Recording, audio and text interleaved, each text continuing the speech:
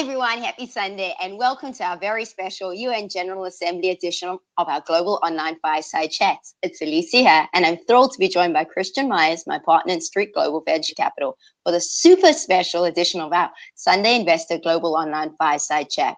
Once again, I'm broadcasting to you live out of Silicon Valley and joined by some very, very, very special startups today doing some amazing things, already changing the world. As some of you may know, this is a very symbolic session for me as it's a bit of a return to our very beginnings. Our Fireside Chat community began at UNCSW conference back in 2016. So the symbolism of today's special UN General Assembly edition is particularly close to my heart. In addition, today we have some very special guests joining us on the show, including some presidents, ministers, prime ministers, and senior government officials from around more than 20 countries, as well as some UN leaders, IMF leaders, and World Economic Forum leaders. So welcome, welcome, welcome to all of you. Given the massive oversubscription today's Fireside Chat, we unfortunately had to turn off the chat function to enable more people to share in this awesome session. So if you'd like to send your questions through to inspireme@onlinefiresidechat.com, we'll make sure that our VIP guests answer all your questions today. For those of you who don't know, our topic for today is startups that solve global challenges by building strong Silicon Valley-style commercial businesses. Now I've got you all excited. Let me go ahead and introduce you to some of the most special startups in the world before asking them to properly introduce themselves to you.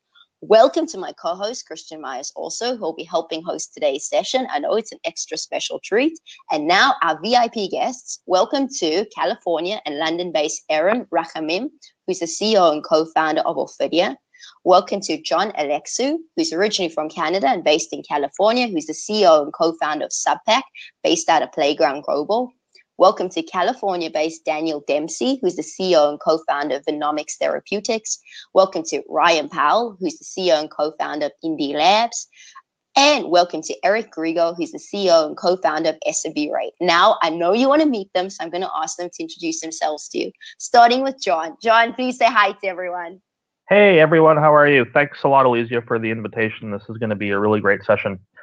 As you said, I'm from Toronto, but now based in California. I'm the co-founder of Subpack, a technology that unlocks the power of sound by making it a physical experience. So Subpack transforms sound to physical vibrations that people can feel throughout their whole body and they can be immersed in. You can either wear it like a mini backpack or lean against it on a chair. Welcome, John. Super, super, super excited to have you join us. Ryan, please Likewise. say hi to everyone. Hi, my name is Ryan. I'm founder and CEO of Indie Labs. We're using microfluidics for manufacturing gene-modified cell therapies, and we're focused on the most problematic step, gene delivery. Welcome, Ryan. Again, super excited to have you join us. Dan, please say hi to everyone.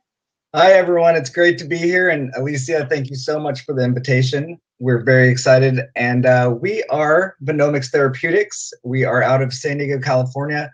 And we're creating the world's first universal and recombinant anti-venom for snakebite. We are tackling the anti-venom shortage, and we are coming out with an anti-venom that will make treatment safe, effective, affordable, and portable for those who need it worldwide. Extremely excited you're joining us today too. Aaron, please say hi. Hi, everyone. Really happy to be here. Great to be on the show. I'm the CEO and founder of Ophidia. We're developing a portable device to do 40 medical tests from a single blood drop in 20 minutes. And we're aiming to make medical diagnostics faster, cheaper, and easier for everyone worldwide. Welcome, Aaron. And last but definitely not least, Eric, please say hi to everyone. Hi, guys. It's Eric. Thanks for having me. I'm the co-founder of S&B Rate, and we're building new technology to help small businesses access the capital markets. Welcome, Eric. And now my co-host, would you like to say hi to everyone, Christian? Welcome back. I'd love to. Thank you, Alysia, and thank you, Darren, and thank you to my co-panelists. It's great to be here. I'm San Francisco-based Christian Meyers. I'm a seed stage technology investor, investing in startups that are helping solve the world's biggest problems, because those are also the biggest opportunities. And I'm thrilled to be here. Thank you. Welcome, Christian. Now, just before we jump into our questions for our VIPs, a few shout outs. I will go as quickly as possible. On the screen are contact details for our panelists. Feel free to reach out to them. I'm sure they'd love to hear from you. Don't forget to keep sending your questions through to inspire me at onlinefiresidechat.com, and we'll always do our best to include them. Just a reminder, we have community champions and ever-growing meetup groups in over 80 cities and 60 countries around the globe, including in North and South America, the UK, Europe, Africa, the Middle East, India, Asia, and Australia. If you'd like to meet up with your local chapters or you'd like to start your own, feel free to reach out to us, and we'll do our very best to put you in contact with your community champion. On that note, thank you to our volunteer champions from around the globe. I know I say this to you twice a week, but you're the heart and soul of our community, and we wouldn't be here today without you. Over the next few months, and with all your help, our aim is to empower and inspire entrepreneurs in more than 100 countries. Together, we know that we can make that happen. Now, thanks again to our very, very special VIP guest for joining us today. And thank you for sharing your wisdom so freely with us. We are super excited to have you join us. Thanks to our growing family of supporters and collaborators from around the developing world for once again hosting sessions for hundreds of entrepreneurs who don't have access to the necessary bandwidth or understanding of the English language to join our sessions on their own. Thank you to all the presidents, prime ministers, ambassadors, government ministries, UN offices, US Embassy Corners, World Economic Forum, British Council offices, university campuses, schools, business incubators, Chamber of Commerce's, community centers, and all the radio stations for all your weekly ongoing hosting support and for raising awareness in your region's communities. Thank you to everyone from our UN Women team for all your support as well. We're once again streaming across new live platforms today. If you'd like to share us with your community and you have a community radio station you'd like us to broadcast from, make sure to email us so we can connect with new entrepreneurs from around the globe and continue to empower and inspire entrepreneurs to change the world. Now, the moment you've all been waiting for, you want to learn from the best, and today they are with us. Just to make our VIPs feel super comfortable, how it's going to work is basically we're going to pose the question to one of you, but it goes to all of you. We would love your honest opinions.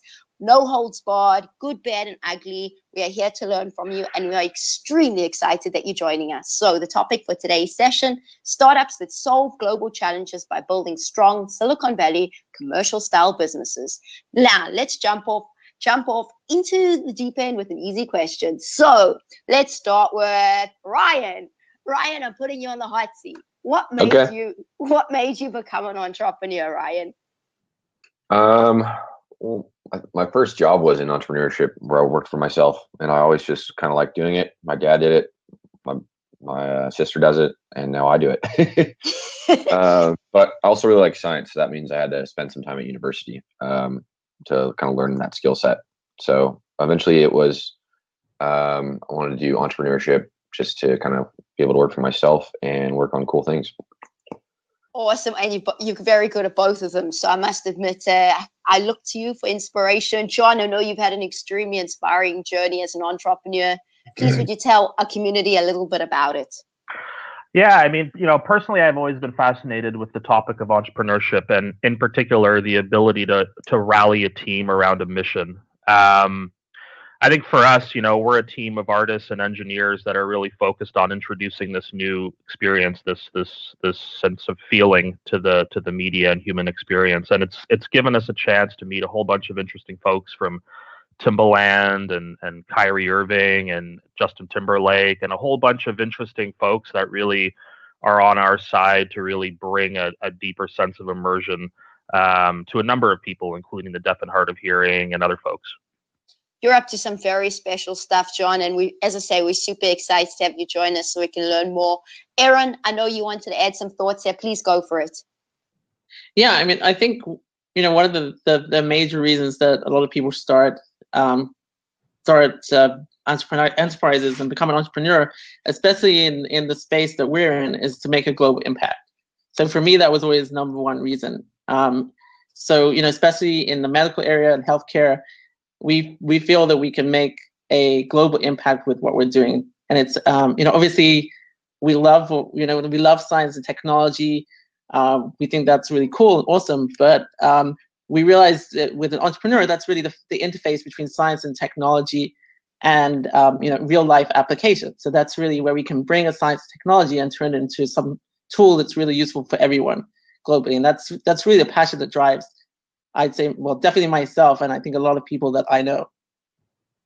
Thank you, Aaron. You've touched on some very interesting points there. Dan, I know you're solving some very interesting things using science and technology, and it is a global problem. Please, could you tell us more about it? Sure. I think that entrepreneurship, I think it kind of comes from within, and it also comes from your surroundings. And by that, I mean that sometimes you end up doing something because you notice something in the world that you think could be done differently. And as an entrepreneur, you have to not be afraid to do something differently. And I think as entrepreneurs, we all appreciate a good problem. And as you start to notice that change is being affected, it's definitely encouraging.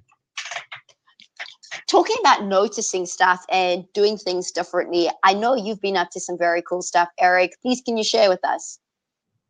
Yes, so me and my co-founder have worked in fintech for a number of years, and specifically we worked at one of the largest lenders in the SMB space.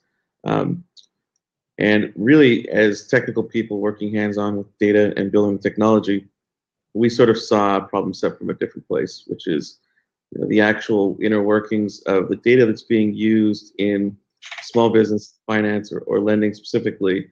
So has sort of afforded itself huge opportunities in sort of the recent years. One with sort of banking, now sort of extending itself for applications and opening itself up for their users to share data with applications.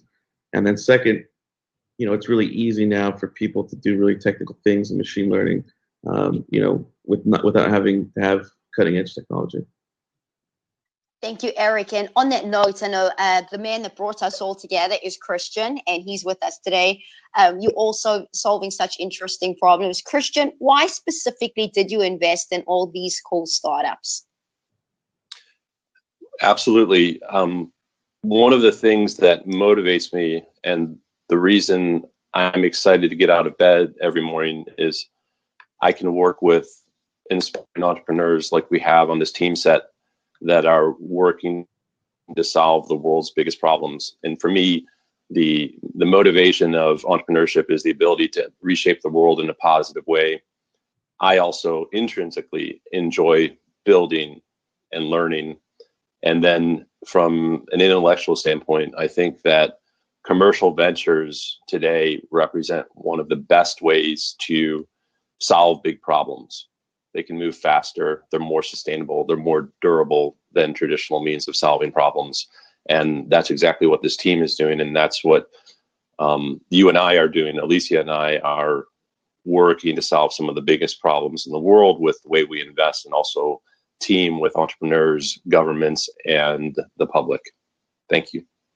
Thank you, Christian. Now, we have some extraordinary entrepreneurs joining us today, but often what we as entrepreneurs don't realize is even for these entrepreneurs, it's often very, very difficult to build these businesses and to succeed solving the world's greatest problems. And John, I'm going to pose this question to you. Yeah. Going back to the beginning, let's talk about when you first started out. Were you solving the problem you're solving? Has it changed? How difficult has it really been to get to this point? 100% honesty. Yeah, I mean, for us, we're a combination of both hardware and software, and something that keeps getting drilled into us is building hardware is very difficult. So that's something that's been quite a challenge for us, especially as this is the first time that we're doing it. So, as far as what's been the biggest challenge, I think just the idea of building a piece of hardware, something that might seem relatively simple, and I'm sure other people on the call are nodding their heads, has, a million different permutations and decisions that you need to make for what it is. As far as the original focus and where it is now, I mean, for us, we've always been interested in creating a much more immersive experience for humans. And we've had a lot of really cool things come in that are, quite complementary, but also things that we didn't necessarily consider. So, for example, new forms of communication. So we're doing some work with, like I said, the deaf and hard of hearing, and also the blind community, to be able to orient themselves by using our technology to turn left, to turn right, to signal if you're too close to an object. And there are things like that that have to do with communication and physical interaction that are really mind-blowing for us. So has it been extremely hard to get to this point, or has it been plain sailing, John? I want the honest truth for all of us. This is a really important question. It's been quite a journey. It's been extremely difficult. I mean, I think any entrepreneur would agree, and that's why I think failure in entrepreneurship is such a something that's quite common. Not only do you have to balance getting your idea off the ground and raising capital for it, but you also have to manage, different personalities and geographies of the team. And when you pull all of this stuff together and you have a limited amount of time and resources, it's definitely the hardest thing I've ever had to do in my life. But, my team is exceptional, and hats off to them.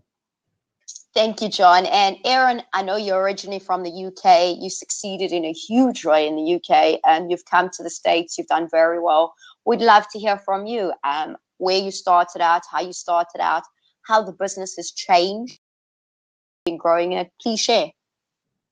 Yeah, sure. So for me, I started the business off in actually originally in Cambridge. We moved soon down to London,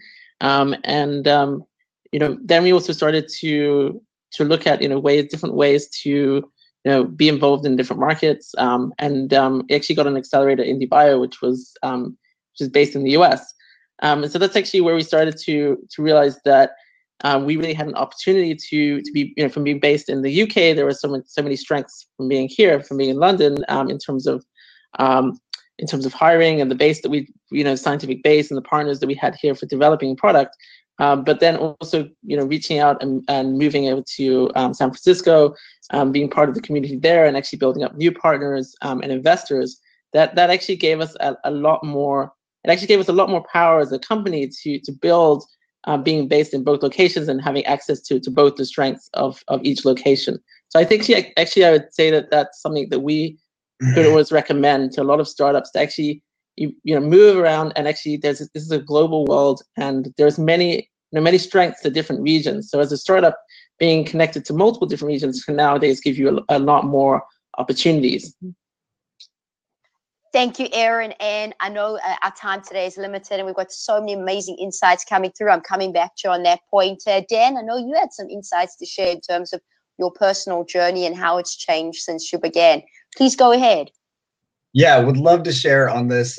So for us, our kind of start in this was a little bit atypical, in that for a science-based company, we did not start off in academia.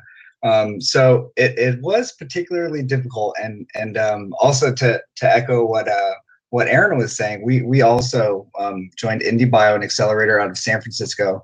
Was wonderful. One of the things that we talked about there was what entrepreneurs refer to as the darkness. In the beginning days, it's definitely difficult. You're going to hear a lot of no's before you start to encounter a yes.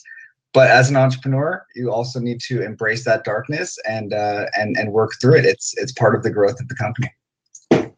And I honor you guys for being willing to talk about this, because it's a huge thing. We all suffer from depression. We all suffer from sleepless nights. We all think our businesses are going to fail. So thank you for being willing to be honest, because it's so important that we as entrepreneurs actually realize how hard it is, but it's worth fighting for. So thank you. I know John had some thoughts he wanted to share there. John, please go for it. Yeah, I mean, just as far as, accelerators are concerned, I mean, for us, because we are a combination of hardware and software, it was, one of the things that was very fortuitous for us was getting an investment and being a part of Andy Rubin's, who's the co-founder of Android, his accelerator in Palo Alto. And they have a lot of great engineers and consultants on staff to help us through the process. I just wanted to give them a quick shout out. And just to, tell folks out there in the world that surrounding yourselves with people that have done this before is a really important element to success. Even if it's your first time, making sure that you surround yourself with people that have experienced mistakes and can help you out is critical. Thank you for saying that, John. I absolutely love coming to visit you at Playground Global. It's a very, very, very special place for very special entrepreneurs. So thank you, Andy, for building it. Christian, I know you got some thoughts you wanted to add there. Please go for it. Thank you, Alysia.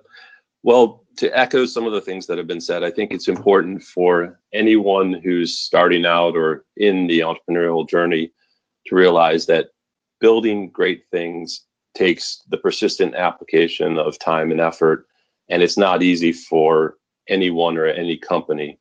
If you actually spend the time to sit with people like we have on this panel, you see how hard they work behind the scenes, and you see the thousands of struggles they face on a weekly basis. And I know that because I had the good fortune to work with Salesforce.com from when it was a smaller company to a very large company, and the same thing with SuccessFactors. And externally, those companies looked like they were going public, but I can tell you that internally along the way, every day there were challenges. There were challenges that were deeply concerning, and it took the whole team working together to surmount them. And I would say this show is a good example. What a lot of listeners may not know is that Alysia and Darren have built this show with their own time capital and their personal efforts, and bootstrapped it from something quite modest to something that is helping educate a large group of people and bring a large group of people together around the globe along with their community.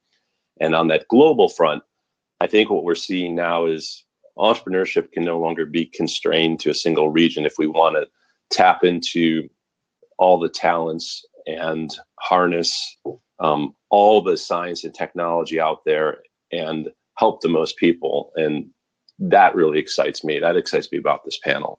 Many of them have markets outside of where they live, and Venomics is a good example. Most of the people they will help are outside the US. And to me, everything about this is thrilling, especially in these times.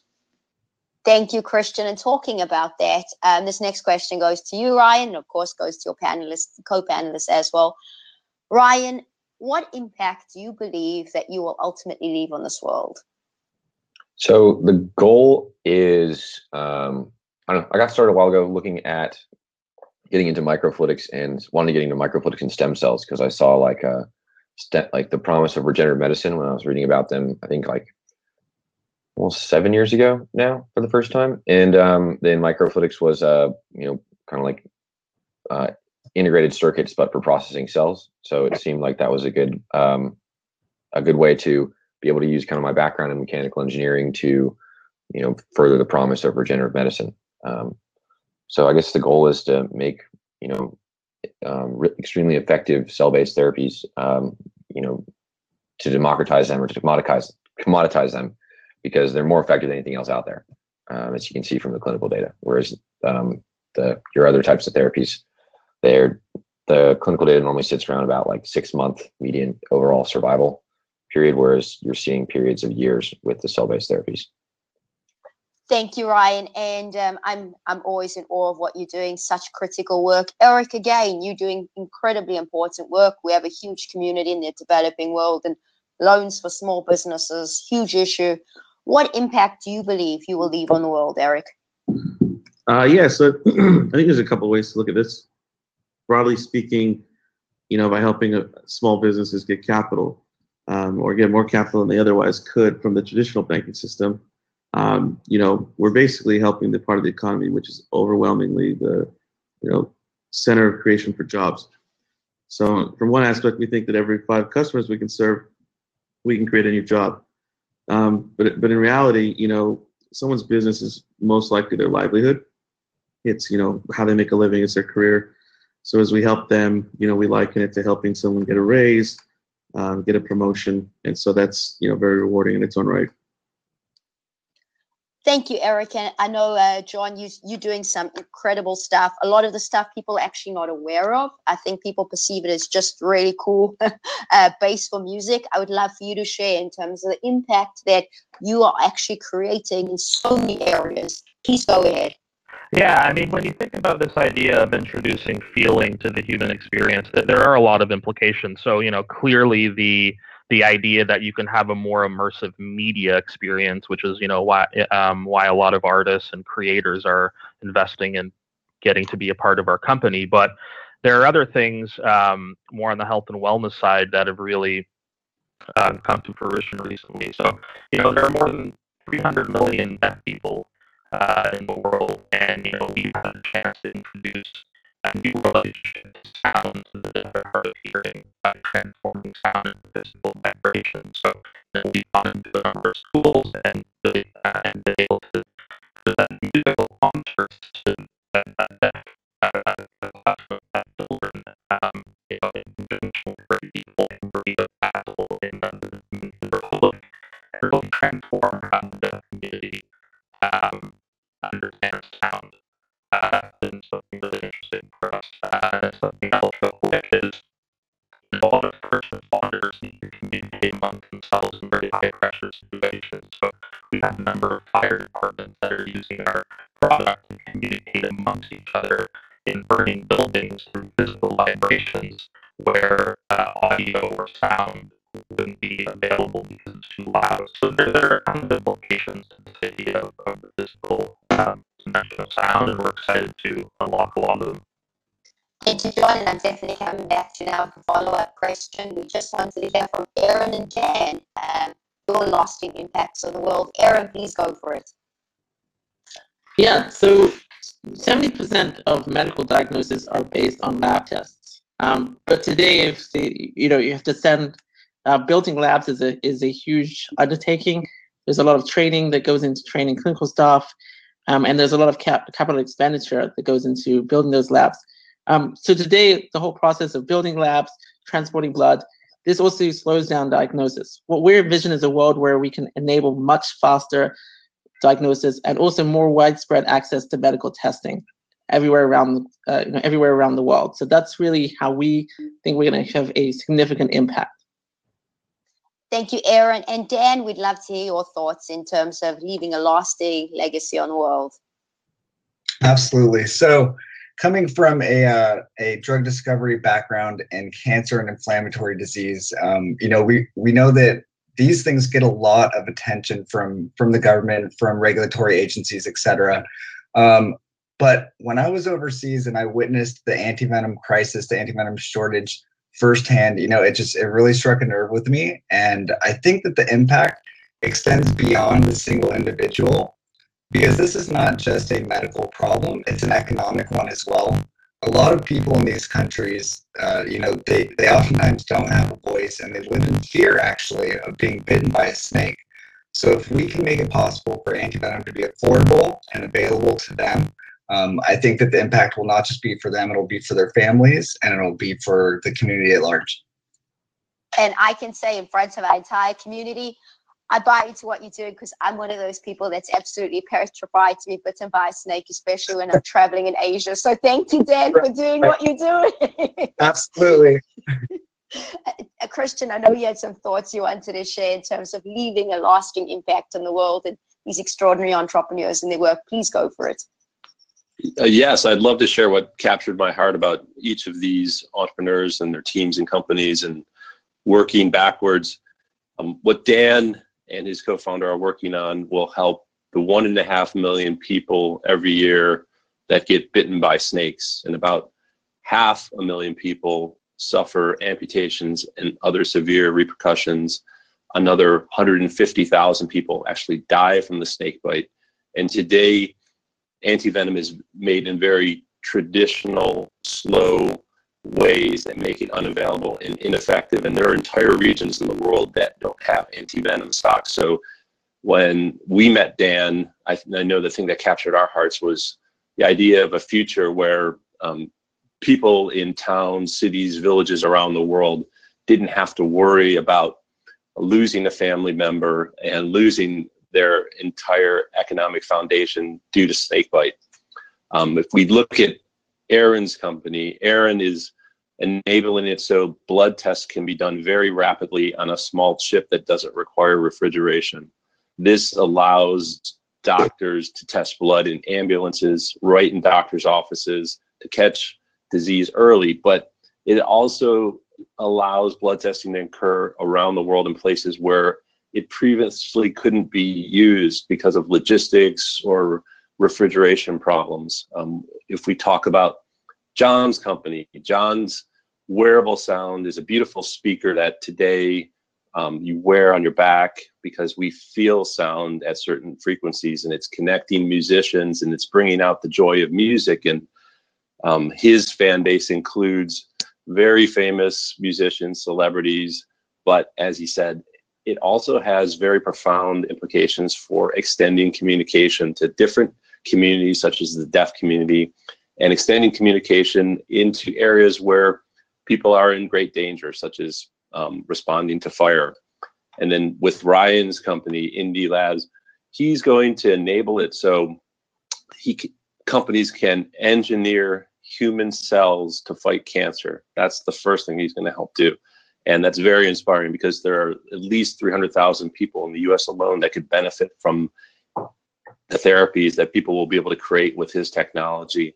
And then Eric is empowering small businesses, many of whom are founded by women and minorities, to gain access to capital that they otherwise wouldn't, because current methods are biased and ineffective. And all of these things are great opportunities, because if you think about the scope of the market each of them serves, it's tremendous. But these companies also have the advantage of having a mission that their employees, their investors, their partners, everyone involved cares about, so that when things get difficult, there's a big reason to be creative and to keep pushing forward. And I love that part of this.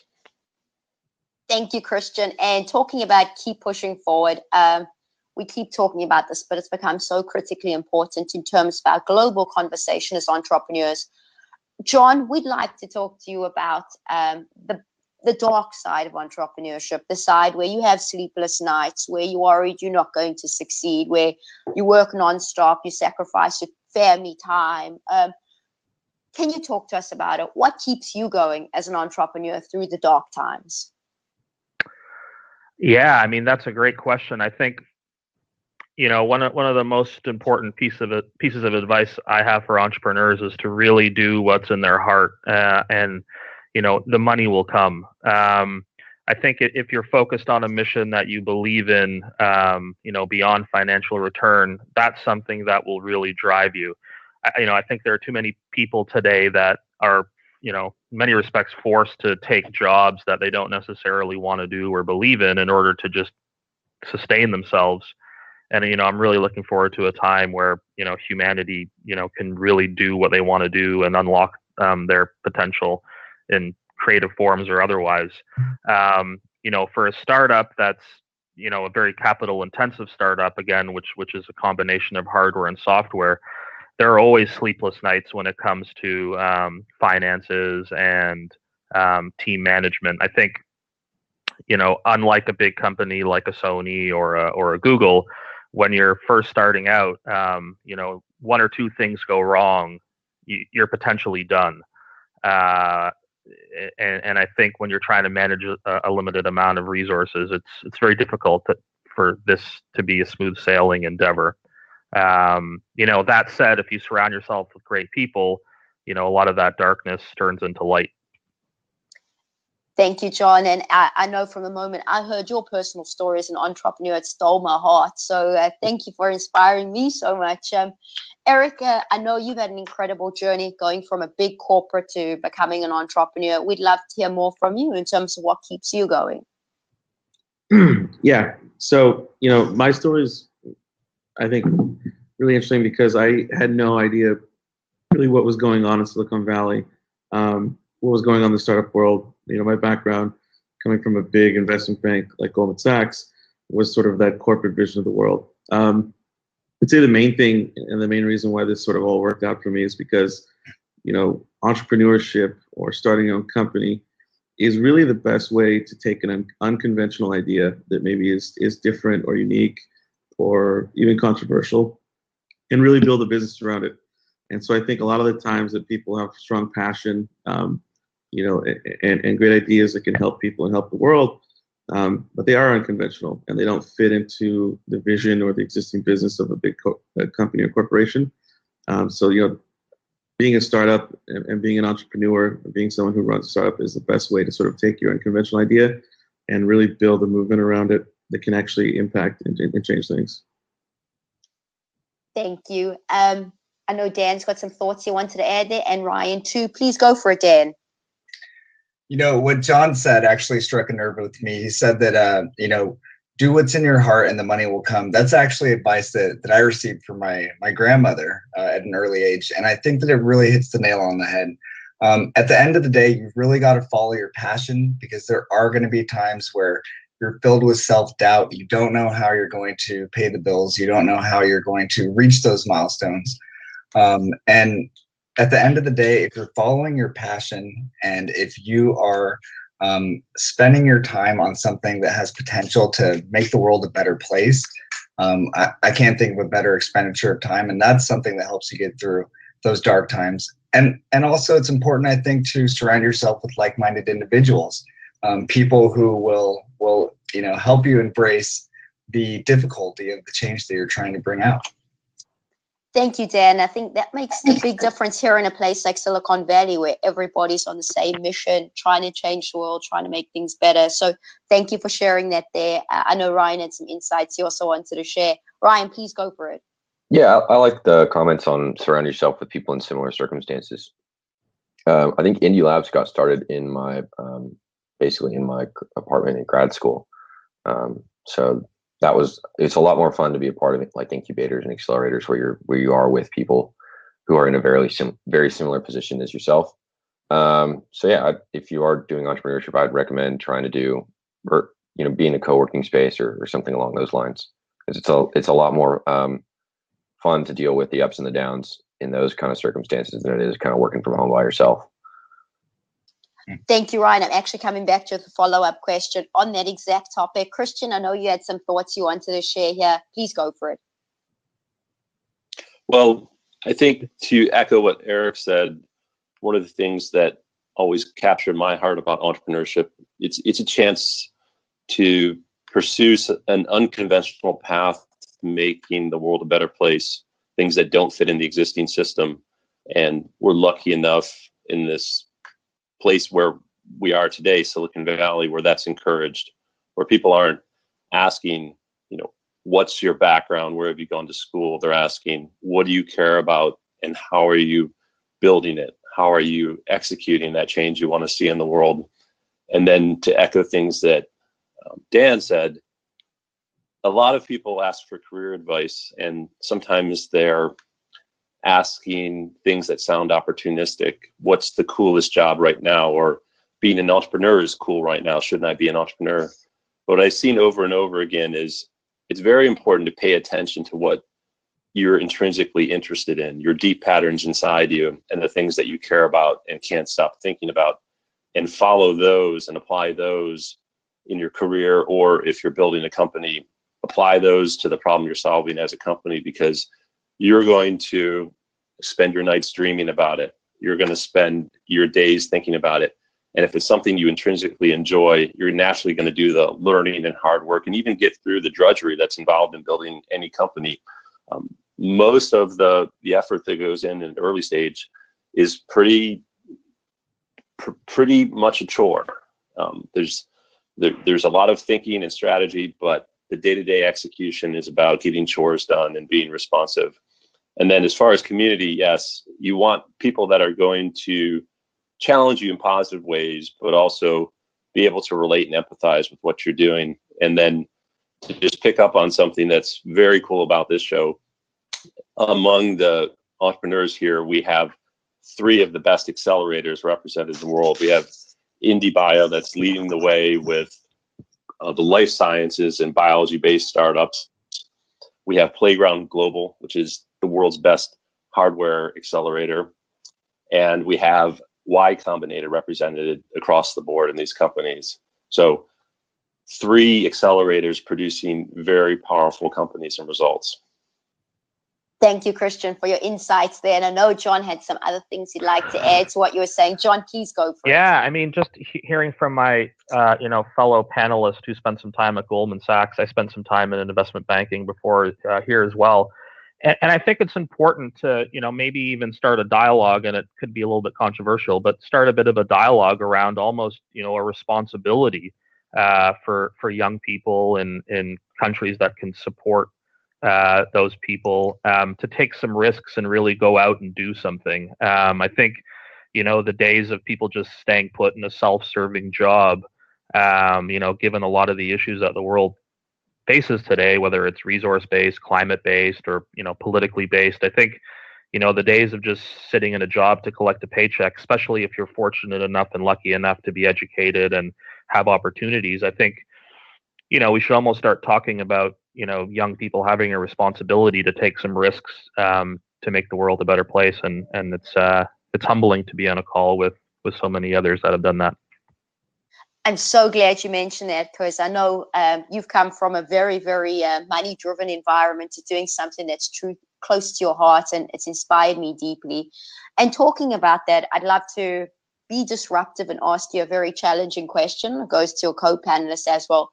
Let's talk about diversity. A lot's been happening in Silicon Valley, globally, in terms of diversity, in terms of company culture. I know you are very passionate about this, John. Please share your thoughts with us in terms of not only changing the world and making it better, but making it also more diversity friendly, building diversity friendly teams in an environment that has taken on a certain culture for quite some time. Please go for it, John. Yeah, I mean, I think it's challenging but critical. I think when you look at who's funding companies, whether it's at the highest levels of investment banks or at venture capital firms, it's often a very homogenous group of people, and I think that often trickles down into the companies that they invest in. But I think it's absolutely critical in today's global economy to build a team that can speak to all of your customers and stakeholders. So for us, it's really important. I think in any successful team, you need a diverse group of voices. The days of focusing on a very homogenous group of customers is over. Thank you, John. And I know your co-panelists also are very into this type of thing. Eric, I know you're doing a very interesting study right now. We'd love to not go into the details there. I know it's confidential, but you have a passion for diversity. Please share your thoughts on this. Yeah, so I mean, there's a few ways that we look at this, but I think the most and simple thing is just perspective. So, getting people together from different walks of life is the easiest way, to disseminate information about different perspectives, right? It's much easier for someone to meet someone socially and learn, about things outside of their sort of life experience than it is to maybe reading a book or something like that. Second thing is that there's a lot of productivity to be had. When you bring together people from various backgrounds of life, the ideas they can generate, the perspectives that they can sort of get or might not be aware of. These things are sort of well documented and well proven out and stuff like that. So, from my perspective, working on small business lending, there are sort of segments of, small business ownership that are diverse and they have different needs. And so, as a startup or entrepreneur running a startup, you're always concerned with your customers and your users, and understanding diversity, I think in this day and age, is key to really understanding your users. Thank you, Eric. And I know Ryan's got some thoughts to share there, as well as to your co-panelists. Ryan, please go for it. We have a pretty diverse team. It's in San Francisco. It's myself, Amy, and Catherine. So there's 3 of us, and then we just hired a CFD scientist in South Australia. I think the most important thing when team building is to make sure you hire the right talent and that the people are kind of in it for the same reasons you are. Because some people kind of see startups as a way to get rich, and I'm pretty sure I don't know that many really wealthy startup founders. I think that happens after you put in a lot of hard work. So you want to make sure people are joining you for your mission, and you almost want them to make a little bit of a sacrifice when they join you, just to show that they're willing to join you for the mission and not for what they perceive to be as a way to get rich. And then having diversity team, I don't know, I've always been kind of doing this largely solo for a while. So having people who aren't afraid to beat you up a little bit on your strategy or what you're doing, or aren't afraid to tell you, hey, I should be doing this part of the work because I'm better at it than you, or I'm have more experience in the area. It's always nice, especially when to have people who are willing to tell you kind of how things should be running. So that's all part of a diverse team in my mind. I love the part where you said, don't do this to become rich. Thanks, Ryan, because I think a lot of entrepreneurs think we're all going to be billionaires in 2 years. So thank you for that. Dan, I know you had some thoughts you wanted to share there. Please go for it. Sure. So speaking just from my experience here in the U.S., I think that we're seeing a great trend to a more diverse demographic in our startups here. We're seeing, people from all over the world. We're seeing more women in leadership positions. So I definitely think we're headed in the right direction there. Personally, here at Venomics, my co-founder, Dipankar Roy, he grew up in New Delhi, and just the experience of growing up in a place where snakebite is such a big issue has just given so much perspective to our company. So I think that really speaks to the importance of diversity in whatever you're doing. Thank you for that, Dan. Aaron, some thoughts you wanted to share here on your thoughts on diversity? Please go for it. Yeah, sure. I mean, first of all, we're a very diverse team. So we're 25 in our team, and actually, if you look at, we're actually 12. We realized that we're actually 12 different national origins. Our team comes from 12 different countries. So, that's not even intentional. What we've been doing is looking for people who really believe in our mission and have talent to really contribute. So, today, you realize that there's talent, there's passionate people globally, and many of them have. We've been lucky that many of them have come to join our startup. In terms of also, so we really find that diversity in the team is a really valuable thing. There's also diversity in our customers because we see our products as a global product that's going to have impact globally. So we've been working, with partners to understand different markets, from Latin America, in Asia and Europe, and obviously in the US as well. So this is where we actually see that diversity of understanding and diversity of views can actually really contribute to making stronger teams and stronger products as well. Thank you for that, Aaron. And your company is a perfect example of the community we represent. So we look forward to hearing more insights from you in terms of building this type of business. Christian, I know you had some thoughts you wanted to share here on diversity. Please go for it. Absolutely. I think to echo some of the comments again, if you're going to go for the best talent, you're naturally going to end up with a diverse team. And that's where I think self-interest and commercial interest merges with social interest. The goal as an entrepreneur is to build a bigger brain and to shed your ego and harness the greatest learning possible. You get that through diversity. I know that working with you has been a great growing and learning experience for me, given your background. And then also, you're going to, as Dan said, you're going to open your eyes to commercial opportunities you wouldn't otherwise if you didn't have diversity. Some of the other companies I've worked with and invested in provide great examples because it's so clear. One of them, Flex, is creating a healthier, safer tampon alternative for women. And it's a company where the CEO is a woman.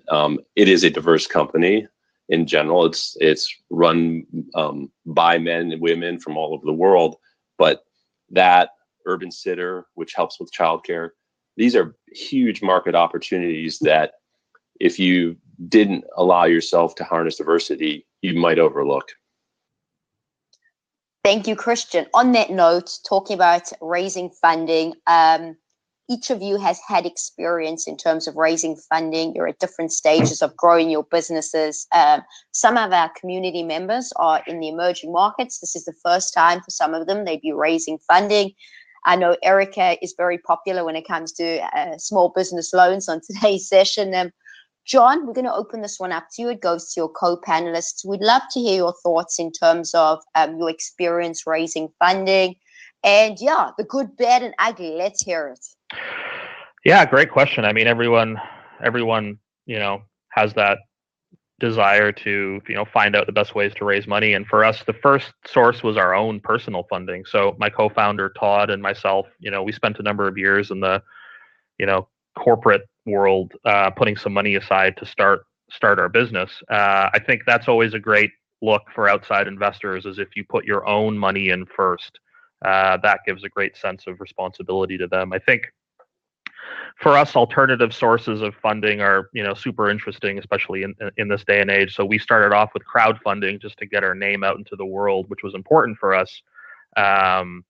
And then, really just interfacing with a lot of influencers and cultural leaders that we felt could really help our company grow. I think it's really important to, not just take the first check that you are offered or the first amount of money. I think having investors that are really helpful and additive to the mission is really, really critical. So, people like Christian on this call, to me, is a poster child for a very positive and active investor that can really help take your company to the next level. The last thing you need is an investor that's getting in your way or dragging you down or trying to pull you in a direction that isn't where you want to go.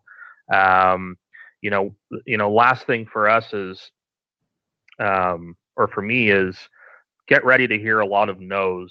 And it's something that can be really, really demoralizing as an entrepreneur. You spent a number of years crafting your story, building a prototype, getting people to help you. And, you can get a lot of no's before you get a yes. And just keep in mind that that isn't necessarily a function of the work that you've done, but a lot of investors have a very specific type of company or return that they want, and it just might not fit into that profile. So, last thing for me on this note is either, build a very strong support network around you or build some thick skin, because you're going to be likely hearing a lot of no's, but that's certainly not a reflection of yourself as an entrepreneur or your idea necessarily. So, John, I'm going to jump right in and ask you a question that everybody asks me about you. Sure. Everyone wants to know, how do you get such high-profile people involved in your business? What did you do? And was it as easy as what it looks like? Because I'm sure it wasn't. Well, I mean, for us, we have a really compelling product that people just love. And I hate to say it's that simple, but, our engineers and our other team members built something that people really fall in love with.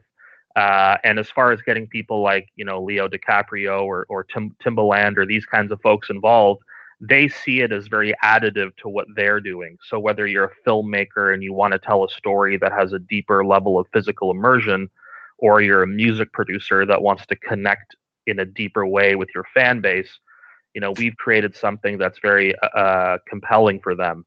That said, there is a lot of grunt work and hustle involved. I know I spent, the first at least a year of this journey literally knocking on doors, and I mean literally knocking on doors with a briefcase and an old prototype, doing my best to try to get them to try it. So a lot of it is just good old-fashioned hustle, but a lot of it is certainly the great work that our team's done to create the experience. I'm so glad you talked about that, because it's so critically important. I hope everyone paid attention, that you went door to door and you hustled. This business you have today was no accident. It was hard work. A lot of hustle. Good for you, John. Love it, love it, love it. Ryan, I know investors love you because you have so much clarity when it comes to your business. Please share your experience in terms of the fundraising process. So I think the whole be prepared to grow some thick skin and hear a lot of no's is probably the most important thing to start with. I got started in Australia, and we did try to do fundraising down there, and Australia doesn't really work. It's great for a lot of things, but it doesn't work the way Silicon Valley does. So trying to get funds for early stage life science down there was really hard. And then we got into indie bio and raised some additional money on top of that. But yeah, I think, you need to have some thick skin, but we get a lot of value out of people who have told us no. And a lot of times those no's eventually turn into a yes. So I think having thick skin, maintaining the relationship regardless of the outcome of the discussion, and then just continuing to demonstrate progress, I think is probably the easiest way to fundraise. And then you just want to, I don't know, the accelerator model has helped us a lot with fundraising too. They do a really good job. So if you want to make it a little bit easier, then join an accelerator. On that note, Ryan, you've become famous for your monthly investor updates. Everybody loves you for your monthly investor updates. Do you want to share, just in terms of insights and making your investors happy and keeping them happy and giving them the best experience possible, your monthly email? Just share how you do it and why you do it. So that email is actually for me, and it goes out to everyone so they can judge me. But I get more value out of that than I do anything else, because every month, and I'm supposed to write mine today, I think. But every month you write down the top 3 to 5 things that you did. For us, it's going to be just general stuff that happened where we featured in the news, anything like that, and then mainly science. And we're hoping to turn that into business development news soon. But yeah, if you can sit there and write down the top 5 things you did that month and go into a bit more detail on why they're important, then it makes you feel really good about all the work you did that month. And if you have a little bit of a slow month, then you feel kind of bad when it comes time to go send out your investor updates. So you just stop having slow months. So even for your co-panelist, he's becoming famous for this. I definitely think it's worth connecting with him over this, because investors adore him. So Ryan, well done again. Dan, I know you had some insights to share there. I know Eric did too, and Christian did too. Dan, please go for it. Please tell us more about the funding process for you and what it's been like. Absolutely. So for us, it was very important for us to demonstrate to the investors that we spoke with that, not only is this something that can help and have a social impact, but it also is a viable return on investment, which is something that can't be overlooked when you're seeking out capital. That being said, there is somewhat of a knee-jerk reaction with some of the early investors we talked to that, they're like, hey, this sounds like a nonprofit to me. But we found that the model that we're pursuing was actually a better approach to actually bringing this to market. And we did find that it is quite a viable and profitable business at the end of the day. So I think the key is to, find the right investors, ones that do care about social impact, and that can see the economic side as well. And of course, like Ryan was saying, you are going to hear a lot of no's, so don't be dissuaded. Keep kicking down doors, and eventually, I think that your message will be heard. Thank you. And I know we've got one of those best investors joining us today, and he practices what he preaches. So thank you again, Christian, for being an inspiring investor to all of us. Eric, I know you had some thoughts in terms of the experience you've had. Please go for it. Yeah, this is completely new to us. This is my first startup, so I can be very candid. Something someone told me, which I found very true, is if you go looking for an investment, you'll get a lot of advice. If you go looking for advice, you might end up getting an investment, which I think is true. But I would say, some guiding principles that have been really helpful for us are, one, you should care more about good investors than good valuations. I think that's important. And also, you want to raise enough money, whatever stage you're in, to hit your next significant milestone. So, that's something that I think you want to convey and you want to force out very quickly.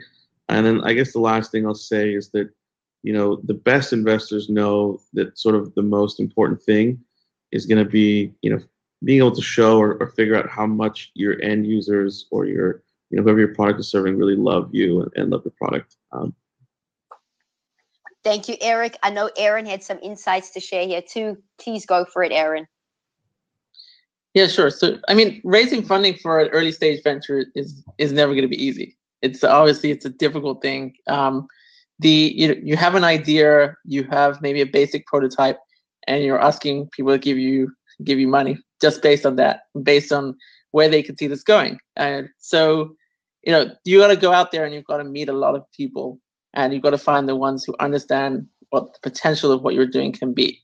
And what every entrepreneur needs to do is actually, just try as many paths as possible, reach out to as many investors as possible. It's really about going door to door, use your network, use other resources, and as much as possible, maybe try an accelerator or go to an accelerator. So you've got to really try every single path. And what keeps me going is, the realization that that's just how it is, that it has always been for every company. And even all the great companies that you hear about doing so successful today, even from Google or other companies, most investors at early stage, most of their investors turn them down. So that's always going to be the case. Just getting no from an investor doesn't mean that you don't have a really strong company. It just means you haven't found the right investor yet. Thank you for that, Aaron. And I know John and Dan both had some insights to share, and then we'll hear from our investor. John, please go for it. Yeah, I mean, there was a comment made there around social impact that I think is really important. I think, when you're starting out, I think it's important to really attach a cause to what you're doing, beyond just the bottom line. I think for a lot of young people these days, and even just in general, as far as what business should mean to humanity, incorporating an element of giving back to stakeholders, not just shareholders, is absolutely critical. For us, we started our mission as a nonprofit called Studio Feed, which a certain percentage of our monthly profit goes back into, and I've committed half of my shares to this nonprofit. But I think, from a recruiting standpoint, a lot of young people want to be involved in something that's more than just bottom line driven. And from just an overall mission standpoint, feeding back into stakeholders more than just shareholders is really important.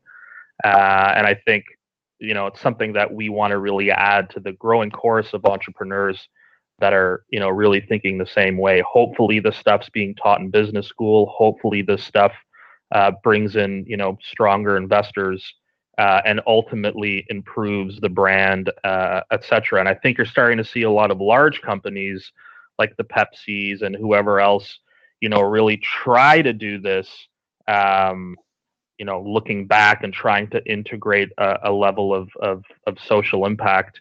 But it's very hard to do that when you're at a certain stage. So I think really building that into your business model as you grow is really important. Thank you, John. And I must be honest, to tell everyone about you and how you allocated your shares in this way. It's very, very inspiring. So thank you for practicing what you preach. I know Dan had some thoughts he wanted to share here. Dan, please go for it. Right. So on the topic of no's, I kind of just wanted to add, when you're getting no's from investors, it's important to note that each one of those no's is actually an opportunity. It's an opportunity to evaluate your business. It's an opportunity to kind of to add value to your company, right? And also another thing is a no is not always a no forever. Oftentimes investors might say no, and then down the line after you've hit milestones, they may come back around and start knocking on your door. So it's important, I think, to stay in touch with the investors who you really like, who you think might be the right investors for you, and don't let that initial no necessarily stop you. But you also don't want to be a pest, right? Yeah. That's a really good point. And, we work with a lot of athletes, and we work with one, very famous ultimate fighter from the UFC. I can't say who it is right now, but, they gave us their record and, it was 20 wins and 1 loss. But instead of calling it a loss, they called it a lesson. So 20 wins and 1 lesson. And I thought that was a very simple but, impactful comment. The no's are just lessons to be learned from. Talking about that, John, as soon as Christian has shared his insights, I'm coming back to you with the question. So bear with us. Christian, you must be very proud of your entrepreneurs today. They are very inspiring, doing some incredible stuff. Please share your insights as an investor. Well, I feel privileged to be a part of what they're building because they're doing the hard work. To recap on things that everyone said, within a company, you have a few things. You have time, people, tools, and money. And money allows you to get more of the first 3. And as a founder, your job is to sell. And so you're either selling your product and generating money, or you're selling shares in your company. And fundraising and creating capital, especially if, like the founders on this call, you want to accelerate your growth and maximize the scale of your impact, you're going to more than likely be raising capital. And it's important not to just talk to any investor because it feels good. It's important to spend the time and do the research and find the right investors, the investors who invest in your market, your type of product, your stage of company. That type of discipline will save you a lot of time. And if you know the right investors, you can develop relationships. As Ryan said, investors are people too. And they want to get to know founders. They want to get to know how they operate in challenging situations and how they evolve over time. and giving an investor that perspective on you over time by having a relationship is important. There are also people that respond to things that are cool and have a mission. And as it's been said here many times, having something that you care deeply about translates to investors when you're talking with them, but it also is attractive to investors. And when you get out there, kind of as Dan said, there's a great quote by Michael Jordan that I'm not going to be able to relay word for word, but he talks about his greatness is a product of trying, a product of getting out there and taking shots and often missing shots. But in aggregate, what it meant was he was a champion and he was part of a champion team. And so entrepreneurs need to take those shots and harness probability to their advantage, because if you allow yourself to harness probability, you can realize great things. Thank you. Thank you, Christian, for those very inspiring words. And talking about that, this question's for you, John. You touched on it a little earlier, but it goes to all your co-panelists. We'd love to hear from all of you. And I know you're all extremely humble, so I'm putting you on the spot, but we'd really love to hear from you. John, what do you believe is the one most important characteristic that has led to your success to date as an entrepreneur? Ooh, that's a really good question. I think it's, I think you can win with a lot of different types of personalities. So I encourage, as an entrepreneur to not necessarily try to morph into another type of personality, but just, do what you do that got you there. So for me, I think it's just a relentless attitude. Nothing more than that. I just, won't accept anything other than succeeding in our mission. That might be different than someone else, though. So I think that's what I think. But I'm probably not the best person to speak to me. I know they're all very humble. Thank you, John, but you are relentless and we're in awe of your accomplishments. Ryan, please be honest. What one most important characteristic has led to your success to date as an entrepreneur? I like just I think the word that people are using right now is they use grit, but the unrelenting ability to succeed at your mission, I think, is pretty much the same thing. I don't know. There's a lot of ups and downs, and you eventually being an entrepreneur, you have your mission and you want to do it. But I think the different, what makes an entrepreneur is your ability to solve all challenges, big or small, and creatively on a tight budget. So, you just kind of get good at working stuff out. We've had our ups and our downs, and it just keeps every time you get through a challenge, it's nice to get through it. But then you just keep getting better at it, and suddenly the big problems seem like small ones. And I don't know, just keep working at it no matter what, I think. Thank you, Ryan. Aaron, honestly, tell us your one most important characteristic that's gotten you this far. Yeah, I think it's persistence. You just keep going, and but it's not just persistence for persistence sake. It's really about you have a vision, and that's what drove you to start the company and start the enterprise in the first place. And you have the passion for that vision that keeps you going every day, despite those downs, especially because you realize that the goal that you're aiming for is so valuable and so important. So that just keeps you going. Thank you, Aaron. Dan, what's that one most important characteristic for you? Well, not to minimize the hard work of our team over here, but I do think that the space that we're operating in is kind of an inherent and visceral connection that's relatable to most people. In that, if you're bitten by a snake, you want to know that there's going to be something available, something that works, that's going to save your life or save your limbs. So I think that the solution speaks for itself in some ways. Beyond that, it is I have to give a shout out to my team and their diligent hard work. It takes a lot of patience.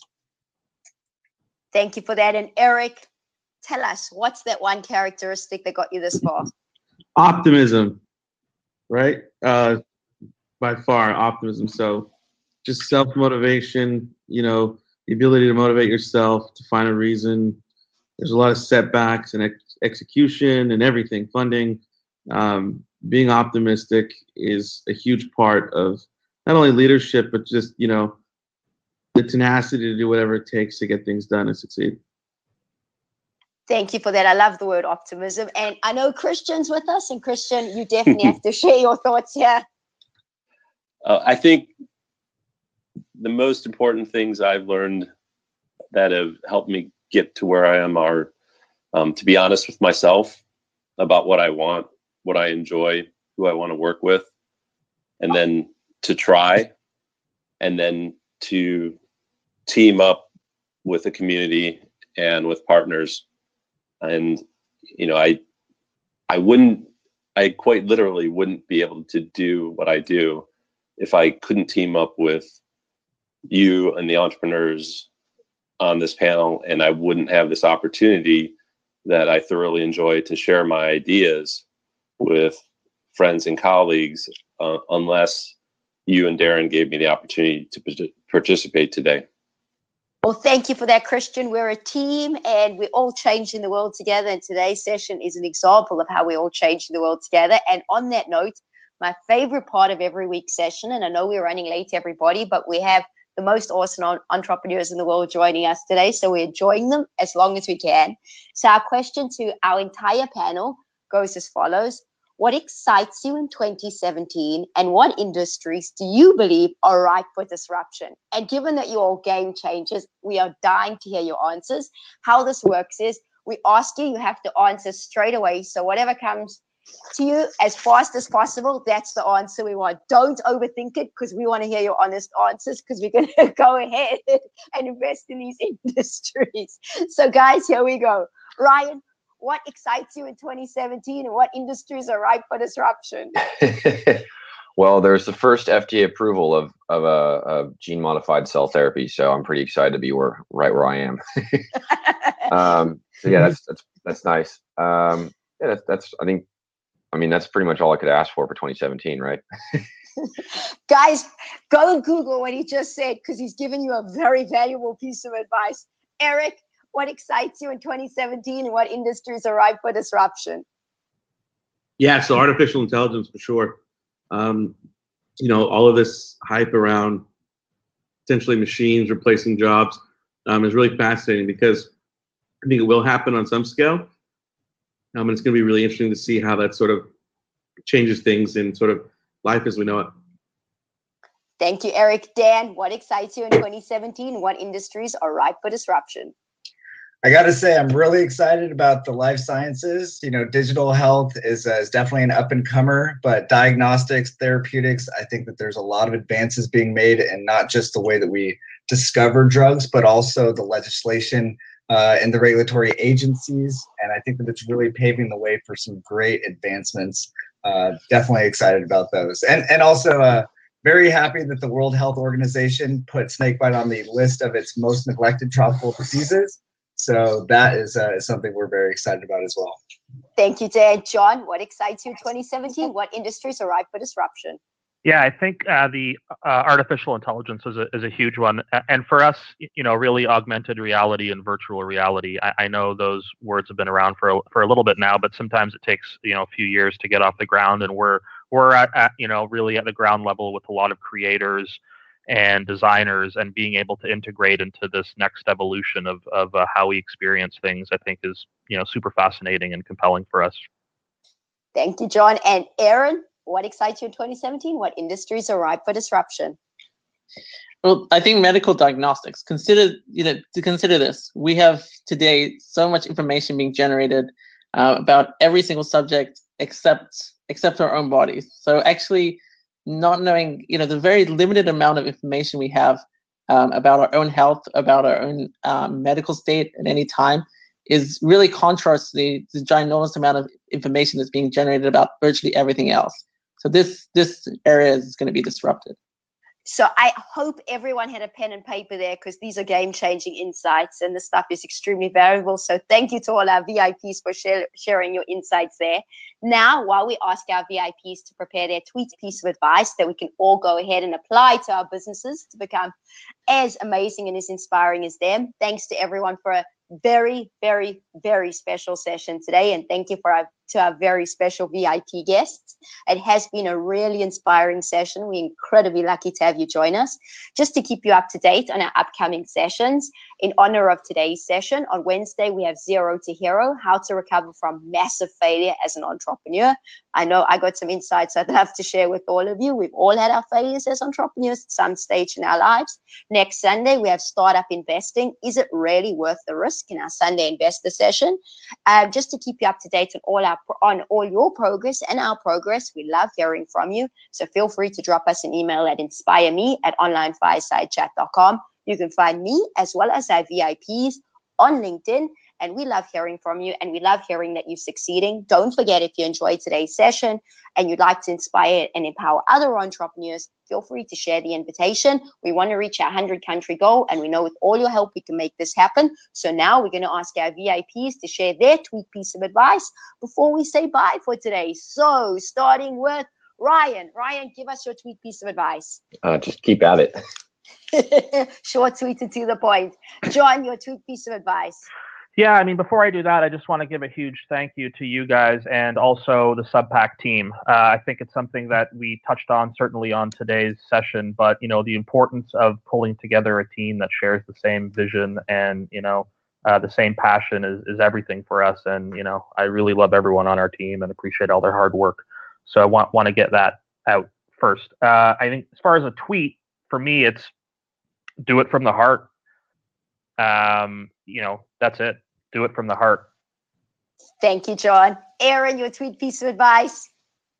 Yeah, I just wanted to also thank my team and, just really appreciate everything they've been doing for us. And also thank you guys for having me on the show. My tweet is, if you've got a vision, just keep going. You've got to make that vision happen. Thank you, Aaron. Dan, your tweet piece of advice. Just a quick shout out real quick to our investors, SOSV and IndieBio, the world's largest seed accelerator. They're awesome. Shout out to my team. And also thank you so much, Alysia and Christian, for having me. And of course, anyone in the audience, budding entrepreneurs, please feel free to reach out to us either by email or through our social media. Speaking of social media, my tweet would have to be, big change equals big resistance. So push through it and make it happen.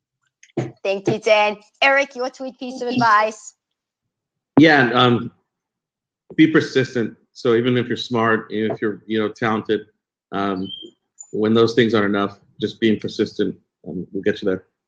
Thank you, Eric. And Christian, your tweet piece of advice. Mine would be work across borders and explore. Thank you, Christian. My tweet piece of advice: remember to keep going at it. These entrepreneurs are very special entrepreneurs, but they've worked extremely hard. We are privileged to be entrepreneurs. We are lucky to have family, friends, communities that support us while we build our dreams. Never, ever, ever give up. And as John said, you got to keep hustling. Thank you again to everyone for a truly, truly, truly amazing session to honor UN General Assembly Week. We look forward to seeing you on Wednesday, and we are going to invite our VIPs back again and again because they are very special to all of us. I'm going to ask them on the count of 3 to say bye to all of you. 1, 2, 3. Bye, guys. Bye, guys. Bye. Bye. Wonderful. Thanks. Thanks.